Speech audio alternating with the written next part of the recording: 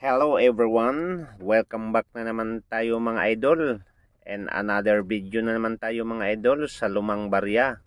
Mga idol, kung kayo ay baguhan pa lang po sa aking YouTube channel, kayo po ay aking anyayahan, manood po, mag-subscribe at alamin po kung magkaano po ang halaga sa mga old na mga barya nung sinaunang panahon. Mga idol, ang ating topic ngayon tungkol po sa baryang ito na nanggaling po sa Greece, no? So, ang baryang ito mga idol nung 1982, 10 na drachmas, no? So, yan po ang ating tatalakayin kung ang baryang ito mga idol ba ay mayroon na bang halaga ngayon sa mga iba't ibang online at lalong-lalo na mga idol sa mga coins collector in the Philippines. Hinahanap po nila mga idol ang baryang ito. Pero bago tayo magsimula mga idol at pag-uusapan ang tungkol sa price sa baryang ito, kayo po ay aking anyayahan, manood po sa aking YouTube channel. And huwag kalimutan, paki-like and paki-subscribe na rin po at pindutin ang bell button para updated tayo mga idol kung mahilig ka sa mga ganitong uri ng mga kwento tungkol po sa mga lumang barya.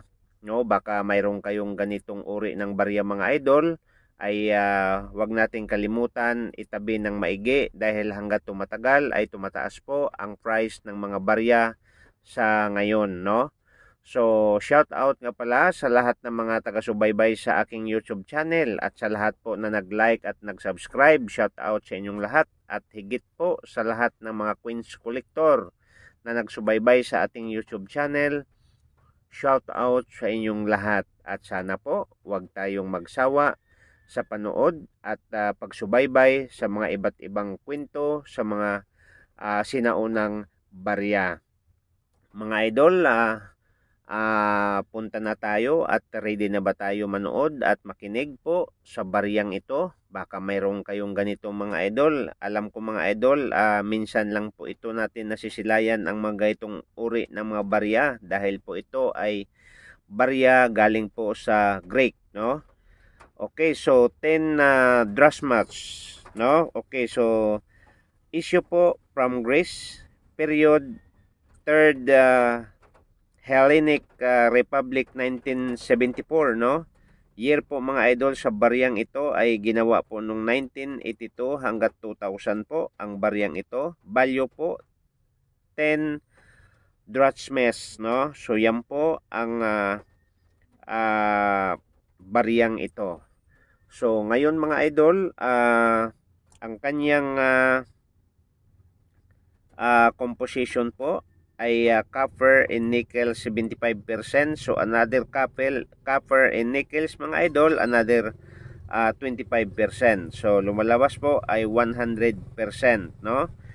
Okay, so kanyang timbang o bigat, no, 7.5 grams at ang kanyang diameter ay 26 mm at ang kanyang thickness ay 1.95 mm.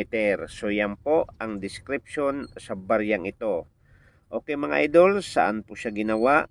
The National Mint of Bank of Greece 1972 at ang kanyang mintage ay 35,539,000 po ang mintage sa baryang ito. Kaya nga mga idol, pakicheck po sa inyong mga lagayan, baka mayroon kayong ganitong uri ng barya.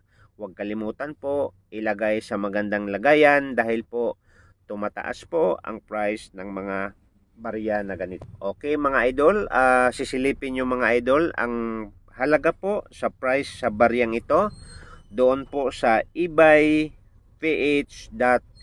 no? Ang kanila pong bilihan o bintahan po sa baryang ito ay nasa 252, depende po sa klase sa inyong barya. At mayroon din po sa kanilang online 309 at ang medyo may pagkamahal po ng kaunti ay 451 at yung pinakamagandang klase mga idol doon sa ebayph.com ay 899 po ang bilihan nila sa ganitong uri ng mga barya. At mga idol, doon naman tayo sa nomista.com, no? Okay, so sila po ang expert pagdating sa mga barya, lalong-lalo na sa mga coins collector, ano? Ang bintahan nito mga idol sa kanila, ang bilihan sa mga international is $19. And sa Pilipinas mga idol, ito po nagkakahalaga ng binibili nila ng 1,000 pesos kada usa.